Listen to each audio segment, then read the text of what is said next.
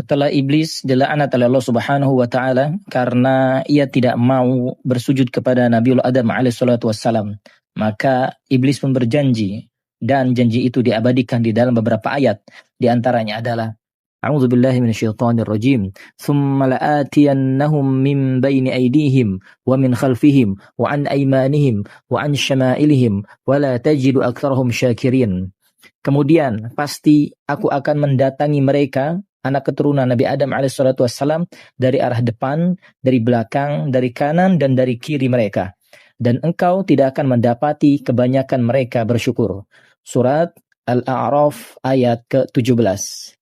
Al-Imam Ibnu Katsir menyampaikan bahwasanya maksud dari 4 arah itu adalah arah depan, bahwasanya iblis dan para kelompoknya, para gengnya, mereka akan membuat anak keturunan Adam dibutakan dengan duniawi. Mereka akan cinta, akan tamak, akan rakus dengan duniawi. Kemudian arah belakang, mereka dibuat agar ragu terhadap akhirat. Arah kanan, agar mereka dibuat sulit untuk beramal kebaikan. Dan jika pun melakukan kebaikan, maka akan dibuat hatinya merasa ujub, merasa riya, merasa sum'ah, dan lain sebagainya. Kemudian arah kiri adalah agar ketika mereka melakukan maksiat itu terasa indah. Imam Fakhruddin Ar-Razi pun menyampaikan terkait ayat di atas, bahwasanya malaikat pun khawatir kepada anak keturunan Nabi Adam alaihissalatu wassalam. Karena iblis ini adalah makhluk senior. Kelompoknya, gengnya adalah makhluk gaib. Bahkan di antara mereka pun ada syaitan, yakni kelompok mereka syaitan-syaitan sifat-sifat buruk minal jinni wal insi, baik dari kalangan jin dan dari manusia. Maka wajar jikalau para malaikat pun khawatir, sehingga para malaikat mengatakan, wahai Tuhanku, ya Rabb, bagaimana umat manusia, anak keturunan Adam, akan berhasil dari godaan dan gangguan iblis beserta kelompok-kelompoknya, geng-gengnya. Bahkan umat manusia akan dikepung juga dari 4 arah. Maka Allah Subhanahu wa taala pun menyampaikan, sesungguhnya memang mereka, iblis dan para kelompoknya itu mengejar, mengepung anak cucu Adam dari 4 arah. Depan, belakang, kanan, kiri. Akan tetapi perlu diingat, masih ada 2 arah yang tidak mereka datangi, yaitu arah atas dan arah bawah. Arah atas maksudnya adalah selagi mereka, anak keturunan Adam, mengangkat tangannya memohon perlindungan, pertolongan kepadaku. Kemudian arah bawah, selama mereka masih mau meletakkan kepalanya, keningnya, untuk bersujud kepadaku, maka niscaya pertolongan pun akan aku berikan kepada mereka. Allahu Akbar. Rasulullah Shallallahu Alaihi Wasallam menyampaikan sebuah doa yang hendaknya kita dawamkan, kita baca, kita amalkan untuk menjaga diri kita. Doa itu adalah, Allahumma inni as'aluka al-'afwa wal 'afiyah fi dini wa dunyaya wa ahli wa mali. Allahumma astur 'aurati wa amin raw'ati wa hfadni min baini yadayyi wa min khalfi wa an yamini wa an shimali wa min fawqi wa a'udzu bika Allahumma an aghthala min tahti. Ya, artinya adalah, ya Allah, aku memohon pemaafan, al-'afwa, dan keselamatan dalam urusan agama, dunia, keluarga, dan harta bendaku. Ya Allah, tutupilah auratku, dan amankanlah rasa takutku, dan peliharalah aku dari depan, belakang, kanan, dan kiri, dan dari atasku juga. Dan aku berlindung kepadamu, ya Allah, wahai Engkau, janganlah berikan azab kepadaku dari arah bawah. Imam Al-Qurtubi pun menyampaikan, di antara cara kita atau seminimal-minimalnya berdoa agar terhindar, terjaga dari gangguan iblis dan para kelompoknya adalah agar senantiasa membaca Bismillahirrahmanirrahim. Para ulama yang lainnya pun menyampaikan bahwasanya Bismillahirrahmanirrahim itu terbagi 4. Pertama Bismi, kedua Allah, ketiga Ar-Rahman, keempat Ar-Rahim. Maka paslah, tepatlah untuk menjaga dari 4 arah itu.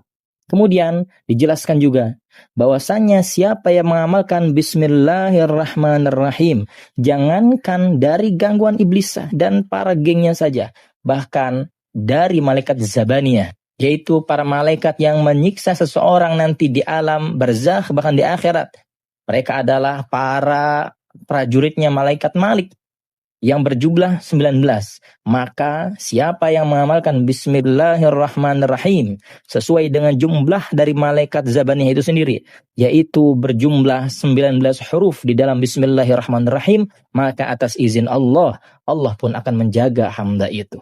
Begitulah kasih sayang Allah Subhanahu wa Ta'ala pada hamba-hambanya. Tentu akan sulit bagi kalangan manusia, anak cucu Adam, untuk melawan iblis dan para kelompok-kelompoknya. Akan tetapi, sebagaimana disampaikan di dalam Al-Quran, surah An-Nahl ayat 99 dan 100, Innahu laysa lahu sultanun 'ala alladhina amanu wa 'ala rabbihim yatawakkalun. Innama sultanuhu 'ala alladhina yatawallawnahu walladhina hum bihi musyrikun. Sungguh, setan itu tidak akan berpengaruh terhadap orang yang beriman dan bertawakal kepada Allah. Pengaruhnya hanyalah terhadap orang yang menjadikannya pemimpin dan terhadap orang yang mempersekutukan Allah Subhanahu wa Ta'ala. Dalam surah yang lain, yaitu Al-Isra ayat ke-65 disampaikan, Inna ibadi laysa laka alim sultan wa kafa bi rabbika wakila. Sesungguhnya terhadap hamba-hambaku, engkau iblis tidaklah dapat berkuasa atas mereka, dan cukuplah Tuhanmu sebagai penjaganya. Rasulullah Shallallahu Alaihi Wasallam menyampaikan dalam sabdanya, Ihfadillah yahfaduka, ihfadillah tajid tujahaka, idza sa'alta fas'alillah, wa idza ista'anta fasta'in billah, wa alam anna al-ummah law ijtama'at ala ay yanfa'uka bi syai'in lam yanfa'uka illa bi syai'in qad katabahu Allahu lak. Wa in ijtama'u ala ay yadurruka bi syai'in lam yadurruka illa bi syai'in qad katabahu Allahu 'alaika rufi'atil aqlam wa jaffatis suhuf. Rawahu Tirmidzi wa qala hadis hasan sahih. Rasulullah sallallahu alaihi wasallam menyampaikan, jagalah Allah, niscaya Dia akan menjagamu. Maksudnya adalah menjaga syariat, menjalankan perintahnya, menjauhi larangan-larangannya. Jagalah Allah, niscaya Dia akan selalu berada di hadapanmu. Jika kamu meminta-mintalah kepada Allah. Jika kamu memohon pertolongan, mohonlah pertolongan kepada Allah Subhanahu wa Ta'ala. Ketahuilah, sesungguhnya jika sebuah umat berkumpul untuk mendatangkan manfaat kepadamu, maka tidak akan dapat memberikan manfaat sedikitpun kecuali atas yang telah Allah tetapkan bagimu. Dan jika mereka berkumpul untuk mencelakakanmu atas sesuatu apapun, niscaya mereka tidak akan mampu mencelakakanmu kecuali kecelakaan yang telah Allah tetapkan bagimu. Pena telah diangkat dan lembaran telah kering. Hadis riwayat Imam At-Tirmidzi, hadis hasan sahih. Begitulah yang Allah Subhanahu wa Ta'ala sampaikan melalui ayat-ayat Al-Quran dan melalui sabda Nabi-Nya, Nabi Muhammad SAW. Maka sepatutnya kita senantiasa beriman dan mengamalkan apa yang disampaikan oleh Nabi SAW, karena sejatinya itu adalah dari Allah Subhanahu wa Ta'ala dan bentuk kasih sayang kepada hamba-hambanya. Wallahu a'lam.